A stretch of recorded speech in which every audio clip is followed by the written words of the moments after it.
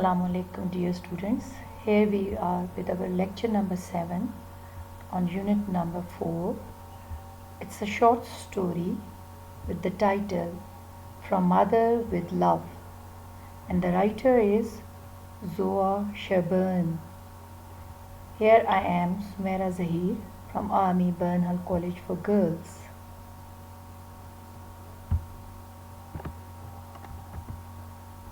First of all, about the author, Zoa Shaban. She was born on 30th September 1912 and died on 10th October 95. She was an American author. She was born in Seattle and reared in Washington. She began writing in elementary school. She entered a radio program's Limerick writing contest and won $250 first prize that was invested later on in a short story writing course. Over the next 15 years, she had more than 300 short stories published in Women's Day, 17, Collier's, and other magazines. All of Mrs. Shaban's stories and novels, they dealt with young girls in some kind of crisis, some kind of problems. For example, her famous character Jennifer. Her books were translated into 27 languages. Stranger in the House became a made-for-television movie. It was presented on television.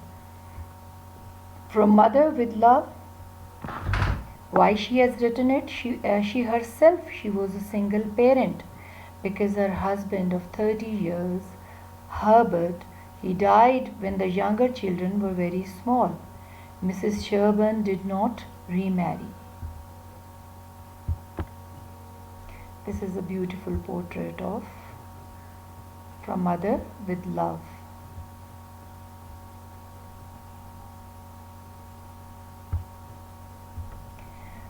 We must discuss the elements of literature here because when you are going through a story or a novel, so you should be knowing about the elements of literature, like what are these. So I would try to be very brief and to the point. The very first element of literature is language. The most important literary element is language. Language is defined as a system of communicating ideas and feelings through signs, sounds, gestures, and or marks.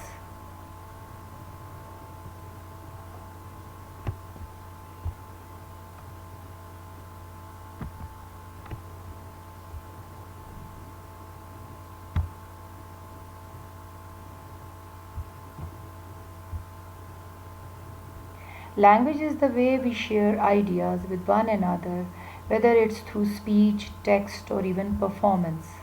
All literature is written in a recognizable language, like you should be knowing that language. Since one of literature's main goals is sharing ideas, concepts, and stories with a larger audience, like you should be knowing, should be able to read that language. This is the plot. Usually we always say, oh, look at her, she's plotting against me, she's conspiring against me. So, but the plot which we are going to discuss is something else. Plot in the story.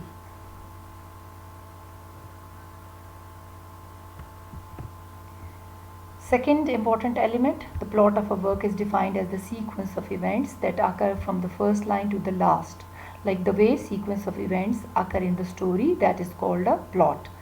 The plot, we can say, is what happens in the story. It is always having a beginning, it is always having an exposition. Exposition means when the writer is exposing the characters before us, or this is the beginning of the story.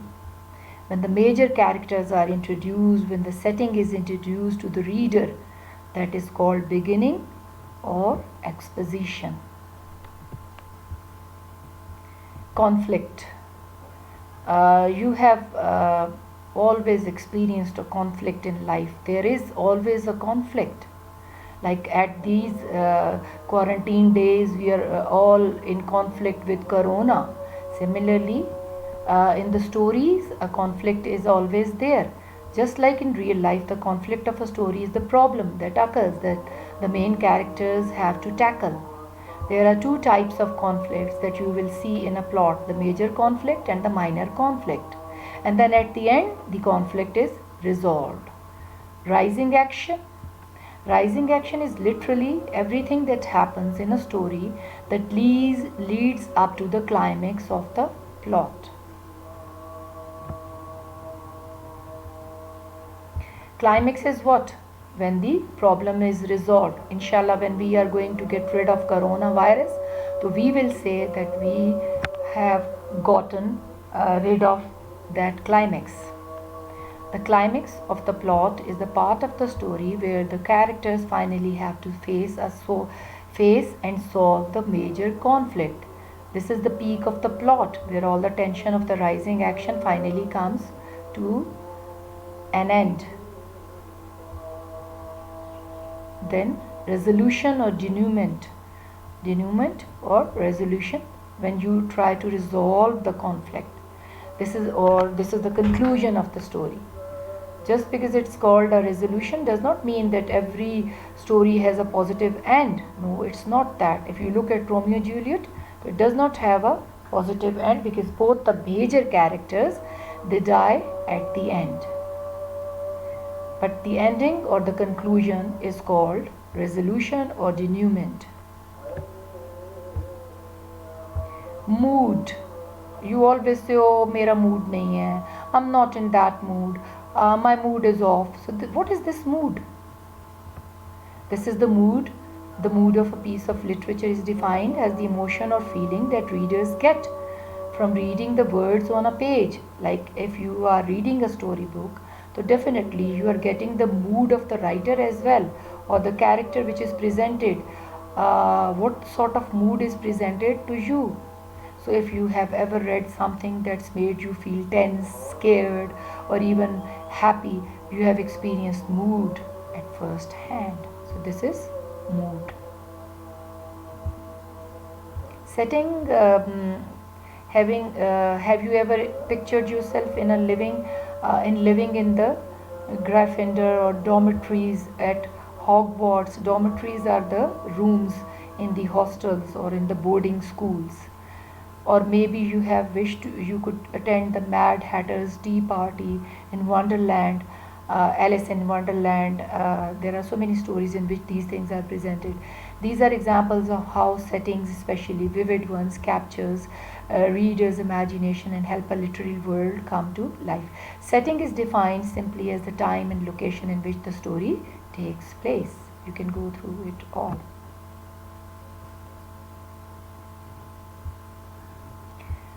Theme or main idea is always there. All literary works have themes or central messages or central ideas that authors are trying to convey.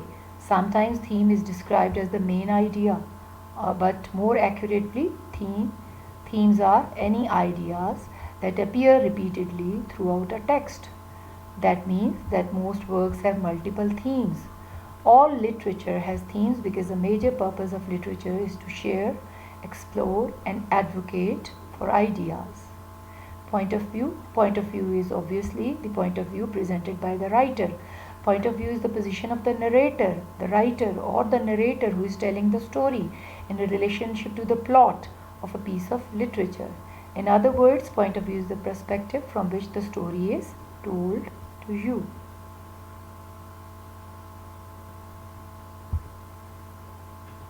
Now there is first person point of view or narrator. This is told by one of the characters of the story from their perspective. You can easily identify when you are going through a story. So such pronouns can tell you that this is written in first person, I, you, and my. Second person, if the story is written in second person point of view, happens when the audience is made a character. When the audience is the character In this instance, the narrator uses second person nouns like you and your. Third person limited, this is when the narrator is removed from the story and tells it from an outside perspective. To do this, the narrator usually uses the pronouns he, she, and they, or it as well. Third person omniscient. Third person omniscient is, in this point of view, the narrator still uses third person pronouns, but instead of being limited to one character or one person, the narrator can tell readers what is happening with all the characters at all the times. It's almost like the narrator is God. They can see all, hear all, and explain all. The rest you can read yourself. And who is the narrator? Like we just mentioned, the narrator is the person who is telling the story. All literature has a narrator, even if that narrator is not named or an active part of the plot. He is not playing an active part, but still the narrator is there. Read the rest. This is conflict in literature. Sometimes it is man versus nature. Sometimes it is man versus society. Sometimes it is man versus technology, like you people. I always quote you because this is the era of technology. No? That's why I say man versus man when people are fighting to each other. Man versus self when we are indulged in some sort of thoughts and like we are fighting with our own thoughts. Man versus reality when we are not in a mood to face reality or bear reality, but we have to face it. Man versus God. Man versus no God. Man versus author or the writer.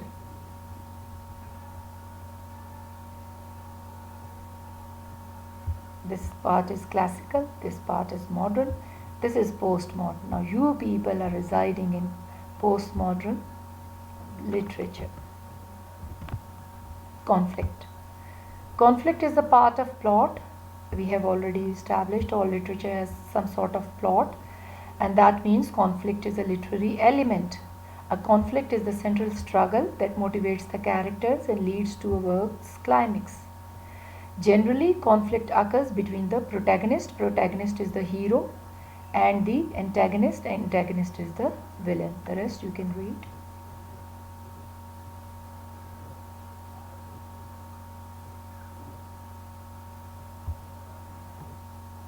Another depiction. It's weird to look around and think that everyone's the protagonist in their own story. Like if you think you are the hero of your own story and you are always right. I always prefer think of myself as the antagonist in everyone else's story. But I think I would love to be the hero of all other people's stories as well. And then they start fighting with each other.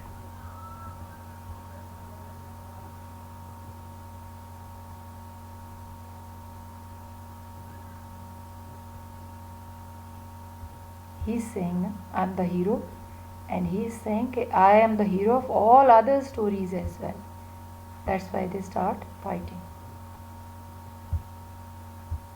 Characters. Now, without characters, there is no story. A piece of literature has to have at least one character, which can be a person, an object, or an animal. Characters can be major characters, characters can be major character is usually the protagonist, who is the hero, and antagonist, who is the anti-hero or in opposition or villain. The rest you can read yourself.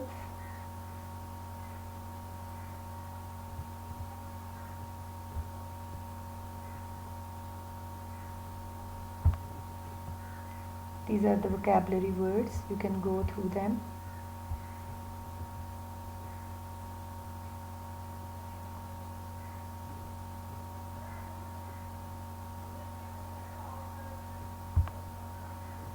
or theme of the story. This story from Mother with Love. What is the theme?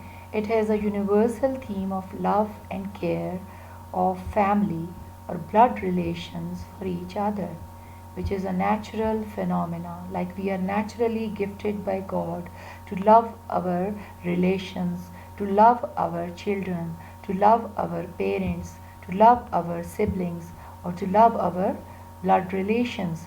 This love sacrifices everything for its loved ones. Like we can sacrifice anything for our loved ones or for our relations. This is the theme of the story. Plot of the story, its plot is very simple. It has all the literary elements. The major character is Minta in the story. Minta is introduced, and then the problem or action, rising action appears, and that is of Minta's school. Like Minta wants to get admission in a boarding school, that arises. This problem reaches to the climax when her father discloses his intention. The action falls when she knows her father's intention, and the conflict resolves when she agrees with her father.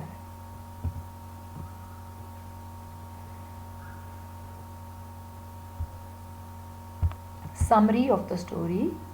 It's a beautiful and touching story of a young girl. She was about to join a boarding school when her father disclosed a secret to her about the sickness of her beloved mother. She was extremely shocked to hear that her mother was about to die and was left with only 3 months' life. The way she changes her mind to join the boarding school is marvelous. She bears the pain and stands courageously in front of her mother without shedding a tear in front of her. Similarly, the mother's love is also on the peak, as she knew from the very beginning about her sickness, but she never showed from her gestures. Each character is a symbol of love, care, and sacrifice for other family members. The writer has beautifully drawn a picture of great sacrifices done by Minta for her mother and after her death for her father.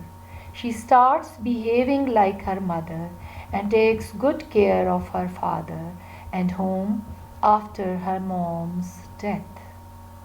So it's a very heart touching story.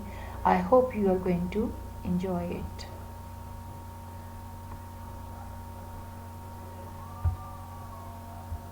Since it's very lengthy, so I have underlined some of the important lines and paras, but it's not that you should be going through it only. You must read thoroughly from your book the whole chapter or the whole story. From Mother with Love by Zoa Sherburne, it starts with these lines. The day that Minta Hawley grew up was a crisp, golden day in early September. Afterwards, she was to remember everything about that day with poignant means with sadness, clarity, clearly.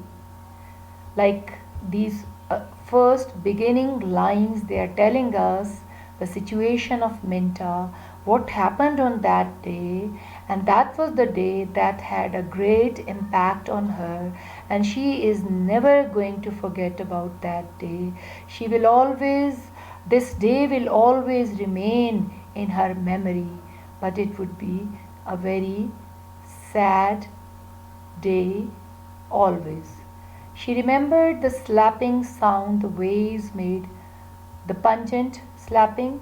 Pungent means very strong smell of something, of the logs burning, and she is remembering that day, what was happening that day, like the waves were moving and the strong smell of logs burning, fire was coming, and even the girls, the seagulls that soared and swooped, they were flying over high overhead. And but most of all, she remembered her father's face When he told her, it began like any other Saturday, with Minta lying in bed an extra hour, like it was Saturday, so obviously she was lying in bed.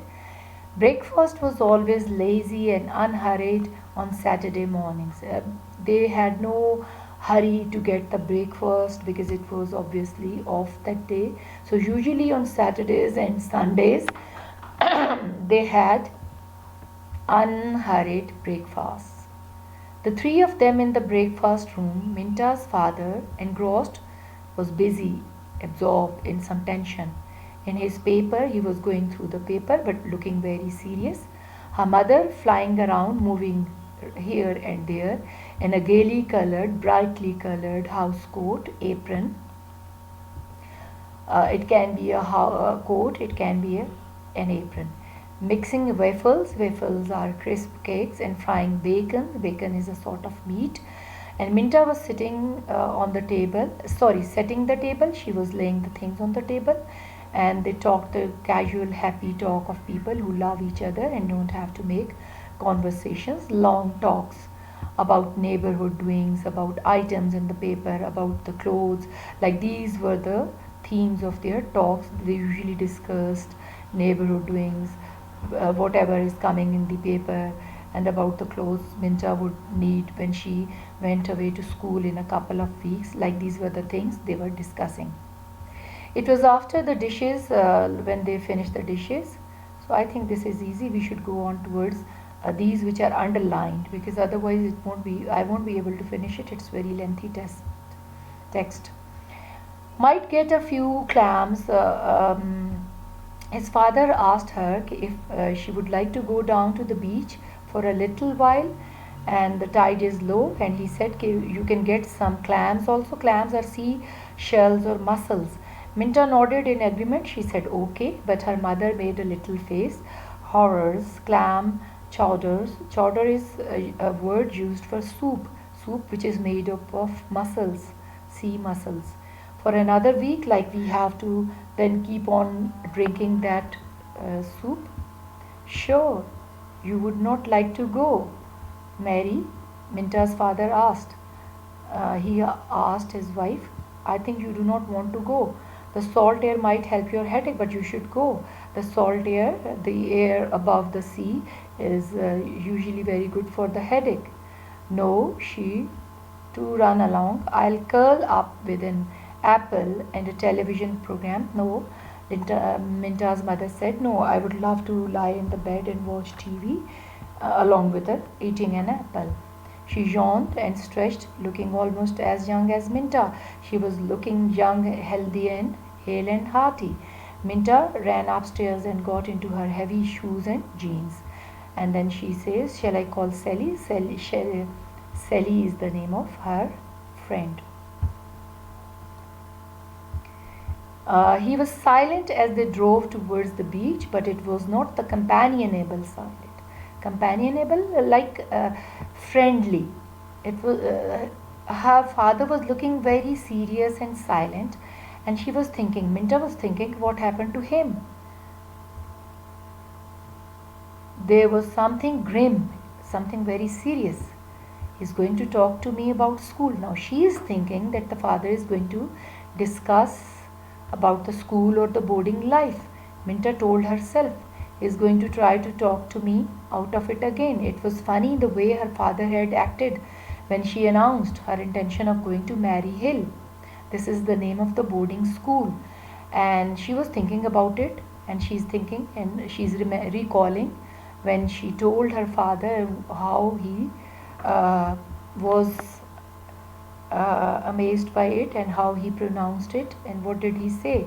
It had always been such an accepted thing, because they all were accepting it, because her own mother had graduated from Mary Hill, and so there were no problem to send Minta to that school, and Minta should be enrolled there as a matter of course.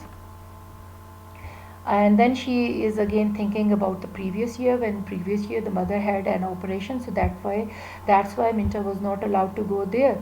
She had been even wanted to stay at home, but now going to Mary Hill was she thought now it would be there would be no problem, no hurdle in going to Maryhill, because now her mother is quite well and father must be having no problem in it. She would live in a dormitory.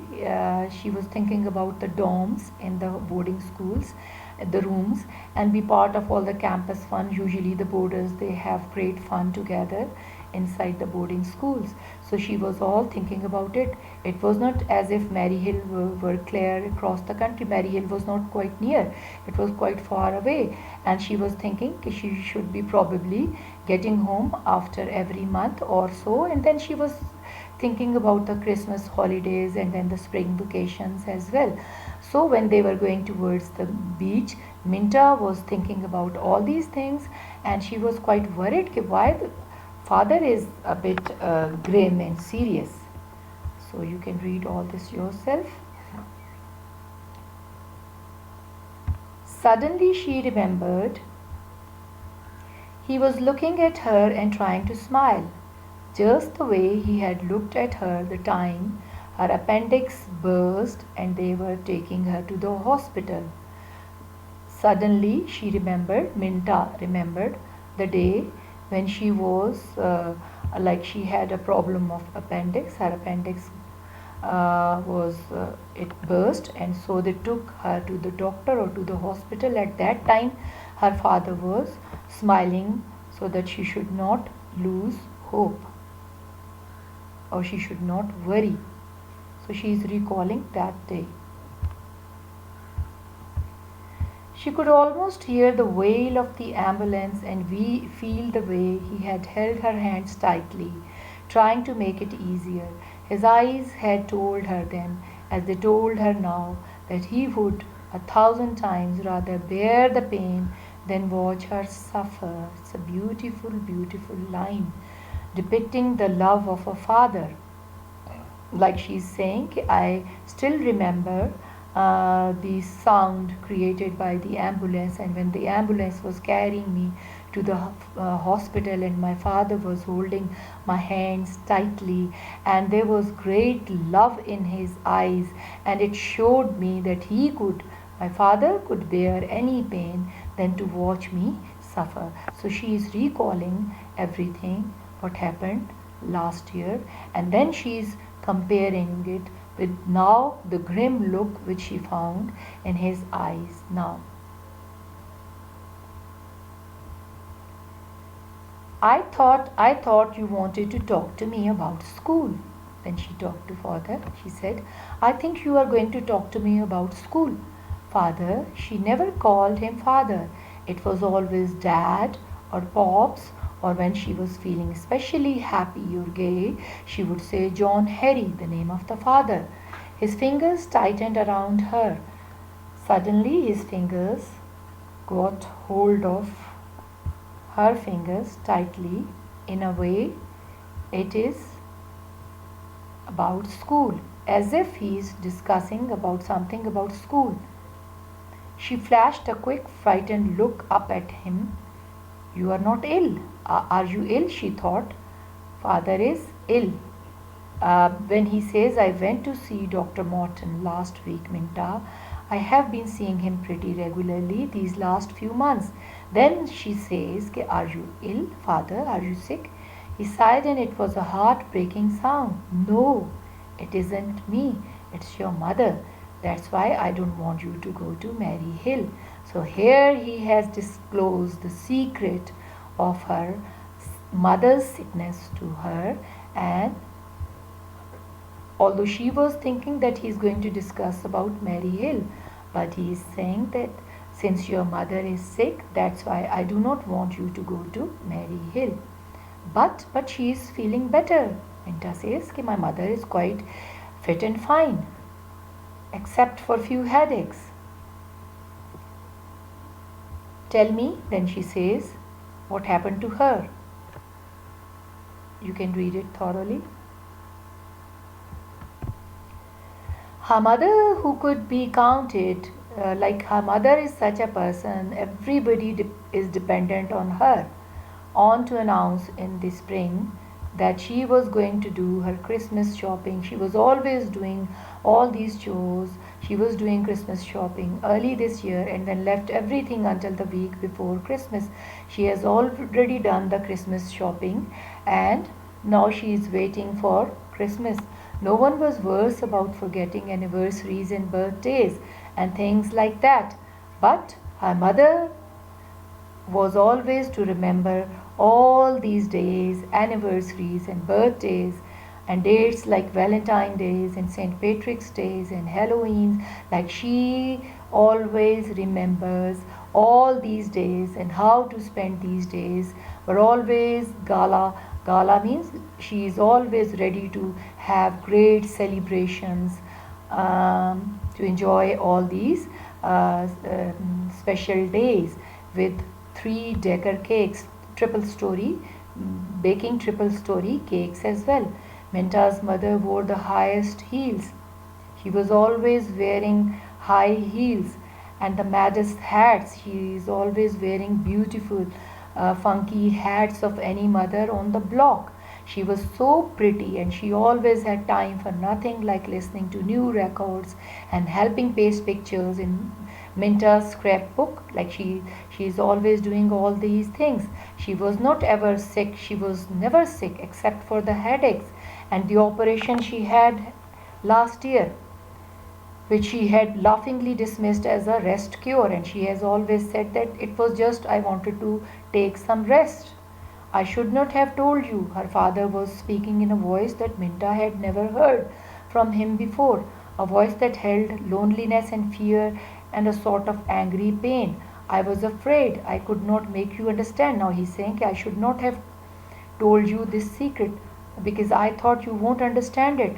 Why you had to stay home. Why I want you to stay home and do not go to boarding school. Why you would have to forget about Mary Hill this year. His eyes begged her to forgive him, and for some reason she wanted to put her arms around him as if she were much older and stronger. And the moment he was speaking these words, Minta wanted to hug his father just as an older person and a stronger person, because she was looking the pain in his eyes when he was disclosing the secret of her mother's sickness. Of course you had to tell me, Daddy, she said quickly. You can tell me, you can trust me. I know, I can face it. It's okay. And then he said, 3 months. But Dad, that's Christmas.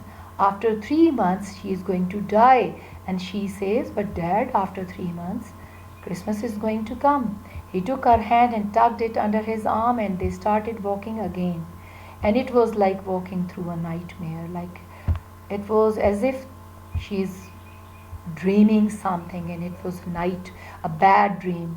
It was a nightmare when they were talking together after that reality or after that secret was disclosed to her. He talked quietly. Minta listened without tears, without comment. She was not having any tears. She was not having any comment. She was just calm and quiet. She watched his face, though it were the face of a stranger. She was looking towards her father as if it is some kind of stranger. She thought about thousand unrelated things. She was thinking about random things last winter when he had chased her and her mother around backyard to wash their faces in the new snow, like when they were running and catching each other in the snow. She was remembering, recalling that she could still see the bright red. She could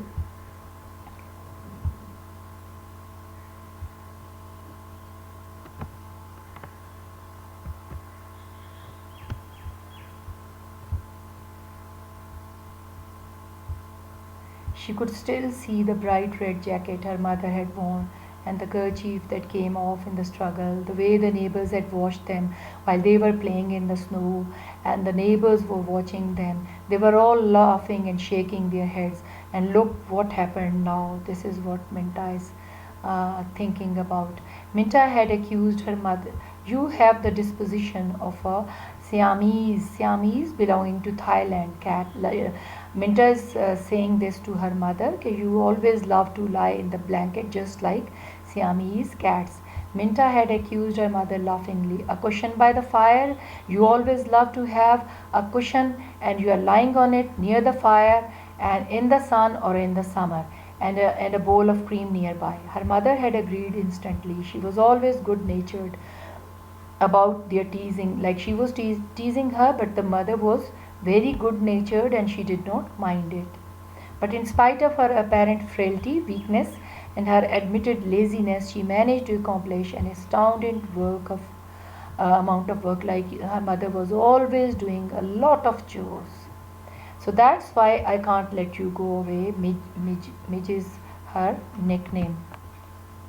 That is the reason, our father said. That's why I do not want you to go away, because your mother is having just 3 months left. She is going to die away. And then his father's voice was very low, and he didn't seem to realize that he had called her by the baby name or the nickname she had discarded when she started to first grade. Like when she joined first grade, she did not want anybody to call her by that name. It isn't just your mother I'm thinking about, it's me. And then he said, it's not about your mother only. Like it's not that you look after your mother, you have to look after me as well. You have to take care of me as well. I need you. She looked him quickly, and her heart twisted with pity, and she felt great pity for sympathy for him. He did need her, and then he thought, yes, his father needs him. He would need her more than ever. In the car, she sat very close to him. We didn't get the clams, she reminded him, but he nodded just before they reached home. He reached over and took her hand in a tight, hurting grip. We can't tell her, Minta. And while they are coming back to home, father again advised her that you cannot tell your mother the secret about her approaching death. The doctor left it up to me, and I said not to tell her. Like it's up to me, the doctor said, and I'm not going to tell her. And so you, Minta, you should not tell your mother about this last time, without that hanging over her. We have to go on as if everything were exactly like as if nothing has happened. She nodded to show that she understood. After a moment she spoke, past the ache in her throat, about school. I will tell her that I decided to wait until the next year. Now she herself is planning this thing. I will tell my mom that it's my own decision, that I'm not going to join boarding school this year and I will be going the next year. On that I'm from mother, or that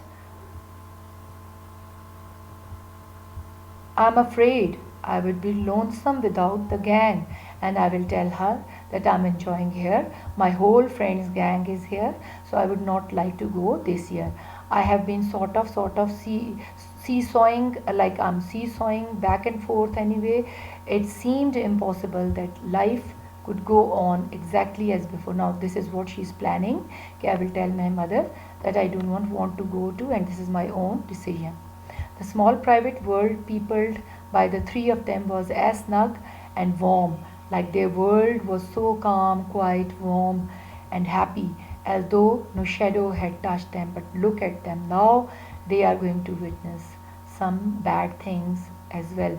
They watched television and argued good naturedly about the programs, but they are still watching the TV together, and they did not let the mother to understand anything. It was amazing had Minta could laugh and say, "Oh, you," the way she did year after year. It was the knife turning in her heart when her mother straightened up from the gay cellophane, like the mother was wrapping all the gifts and she was packing all the gifts. At that time, Minta is thinking that it would be the last, or it would never happen again in her life to look at her mother packing the Christmas gifts. And while she was packing, the mother, a wisp of her hair, taffy colored, taffy means toffee colored hair, back from on flushed. Flushed means glowing cheek. Like her hair, a wisp of her hair was moving in the air, and she was saying, "Don't laugh," she said, pretending to be stern. She was becoming serious. "You know, you are just exactly like me," the mother told her. "Do you know that you are just like me?" It was a warming thought, and she liked it. Minta liked it. She was like her mother, and she liked this thing when her mother told her that she's just like her. Where it really matters, she was like her mother, even though she had her father's dark eyes, like she resembled her father's father, but still she was like her mother, and straight black hair. Her eyes and her hair, they were just like her father, but still she was like her mother, even though she had his build and the firm chin of all the Hollies. She wanted to put her arm around her mother and hug her hard. She wanted to say, "I hope I am like you. I want to be like you." She wanted to tell her mother that "I hope I can become like you and I can behave like you as well." It seemed to Minta, as week followed week, that the day at the beach had been something out of a nightmare. She was always recalling that day, the day when her father disclosed the secret of her mother's sickness. She always remembered that day. She never forgotten that day, something that she could push away from her and forget about. Like she wanted to delete that day from her memory, but she could not. Sometimes she looked at her father, laughing, teasing them, or howling about the month and bills, like always discussing the bills and other things. And she thought it didn't happen, it isn't true. And then again she was imagining it might not happen, it can be untrue. My mother can live forever. She always wished it. The rest you can read. It's very, very lengthy. You can read it thoroughly. One windy November day, she hurried home from school and found her mother in the yard raking leaves, collecting leaves with a fork like instrument. She wore a bright kerchief over her head, and she and Minta, old polo coat belted around her. She looked young and gay, happy and carefree, and her eyes were shining. And she said, "Hi." She waved the rake invitingly. "Change your clothes and come help me. We'll have a smudge party." Like the mother was collecting the leaves one day when she came back home from school. And the mother said, "Okay, we will collect the leaves and then we are going to have a party. We will burn them and we will make a bonfire." "I wish you could see yourself, Mom. For 2 cents I would get my..." And then she said, "Okay, I'll go and get my camera and I'll take your pictures as well." "Good," her mother said complacently. "Now we can show them to your father. The next time he accuses me of being a Sally sit by the fire, like, do take some pictures and then I'll show it to your these pictures to your father, who is always saying to me, you are just a Sally sit by the fire, just a snuggish, lazy person." So I will show him that, "Look, we have piled the leaves and now we are making bonfire of it along with the street children or the neighborhood children."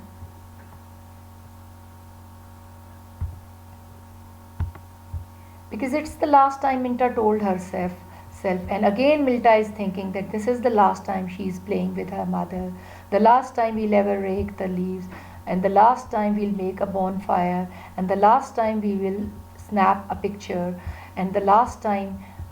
She got up quickly and went out into the kitchen and made popcorns in the electric popper, bringing a bowl to her mother, first remembering just the way she liked it, salt and not too much butter. But that night she wakened in the chilly darkness of her room and began to cry.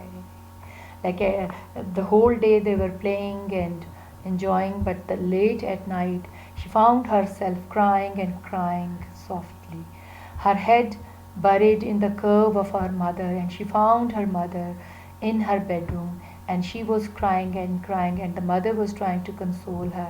At first it helped loosening the tight bands about her heart, and she was pouring out her heart, washing away the fear and the loneliness in her heart. But when she tried to stop, she found that she could not. Great racking sobs. She was sobbing, she was weeping, she was crying. shook her until she could no longer smother them, bear them against her pillow. And then the light was on. Suddenly her mother came in, and she was bending on over her face, and her voice was coming, "Darling Minta, what is it? Wake up, baby. You are having a bad dream." "No, no, it is not a dream," Minta choked. It is true. The thin hand kept smoothing back her tumbled hair, and her mother went on talking in the tone she had always used to comfort her, like she was crying and crying, and she was saying something along with her, she was sobbing, and then she was saying, "It's true, it's true, it's true." And what is true? That is, Kim Minta's mother is going to die. Her mother pulled the blanket up over Minta's shoulder and gave her a little spank, and she patted on her shoulder and she said, "The idea, gollywogs at your age. You are a gollywog, you are a bear," she said reprovingly. "Want me to leave the light on in case you're spooked like your ghost? Spooky? Your ghost might come back. You are always thinking about the ghost. That's why you got scared and you started crying." Minta shook her head and she said, "No, it's okay. I will not cry." And then she smiled. She never cried again, as she promised her mother, and she never cried again. Meanwhile, her mother died. Minta never cried. "I'll watch him like a beagle," Minta promised lightly. "Now you behave yourself and get out of here in a hurry, you hear?" Like she always during the funeral, after the funeral, the friends and the relatives, they came and went, but Minta never cried. And she always behaved as if she is the mother, or she is the main person of the house, or she behaved as if she is everything of the house, as if her heart were encased in a shell that kept it from breaking, and it seemed as if she has enclosed her heart in a nutshell and nobody can break it.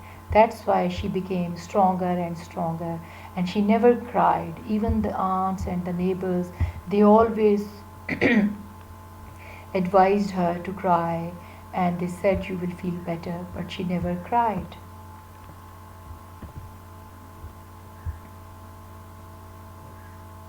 One night he came to the door of her room where she was studying.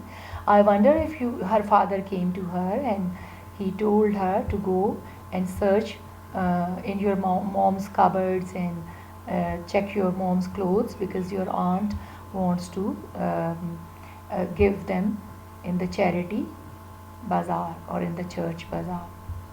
And then when she looked up at him, not understanding, he went on gently, "Your mother's clothes, we thought someone might as well get some good out of them." So she stood up and closed the book and went past without another word. She closed the door behind her. When she went into her mother's room, there were some suit boxes by the closet door, and Minta vaguely remembered that the women from the bazaar committee had called several times and they wanted her mother's clothes to be distributed among the poor people. So she checked all the clothes. You can read it yourself. And she went through all the clothes and all the sweaters and all the shirts and all the packages as well.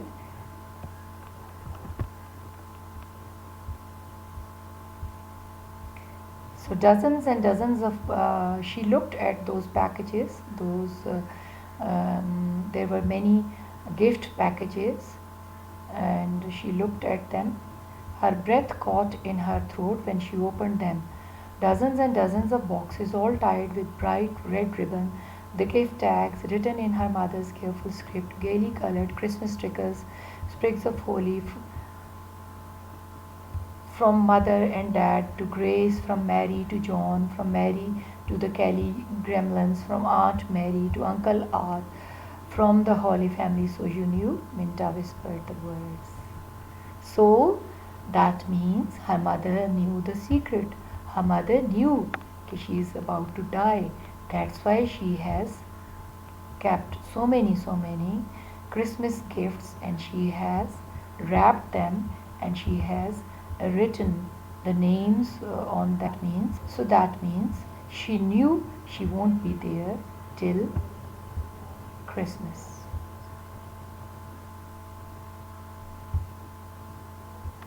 You knew all the time. She looked down in surprise as a hot tear dropped on her hand, and Minta dashed it away almost impatiently, like she wiped the tear falling from her eyes. She picked up another package and read the tag, to Minta from mother. And that was, without opening it, she knew that it was a picture frame, and she remembered the way she had teased her mother to have a good photograph then. So her mother knew the secret. The slip is a little big. She took out a slip of her mother, a sweater and a slip we usually wear under the garments or the clothes. So she took the slip towards and took it to her father, and she told that she is going to keep all these things. The slip is little big, but I'll grow onto it. It looks like her, I think. She went around the room, snapping on the lamps and turning on the television. She switched on the television, she switched on the lamps, and she was aware that his father's eyes are following her, that he could hardly avoid noticing the tear stains on her cheeks. I think I'll have an apple. And then she said, I will have an apple. Do you want one apple? Sure, bring me, as long as you are making the trip. So the story ends here at the note that Minta never cried afterwards, and then she always behaved like her mother. She took great care of her father. She looked after the house, and she always posed like her mother. It was natural. It was almost like old times, except that blue chair where her mother used to sit by the fireplace was empty. She went out into the kitchen. I'll tell him that I pestered, annoyed mother to do her shopping early this year, she told herself as she got the apples from the refrigerator. I'll tell him that it was my idea about the photographs. She wanted him to believe that she didn't know the vitamin pills were pushed back on a shelf. Now she is talking to herself, and she is trying to show that her mother did not know the secret. And she is saying it was all her own plannings, that she is going to give vitamin pills to her father, and this was all her own plans. She took them out of refrigerator. She put them on the windowsill so that she should be sure to see them in the morning and give them to father. When she came back into the living room, she noticed that a light in the Christmas wreath flowers was winking on and off in Kelly's window across the street. I guess we should start thinking about Christmas, Dad. She tossed him an apple, and she spoke and caught it deftly, skillfully. She hesitated for just a moment and then walked over and sat down in the blue chair by the fire as if she belonged there, and looked across at her father and smiled, like she totally started behaving like her mother. She started behaving like the major person of the house, and that was her mother. She started sitting in her chair, and she started behaving, talking like her mother. Here we end the story. I hope you will enjoy it, but do read it thoroughly. Goodbye, good day. Allah Hafiz.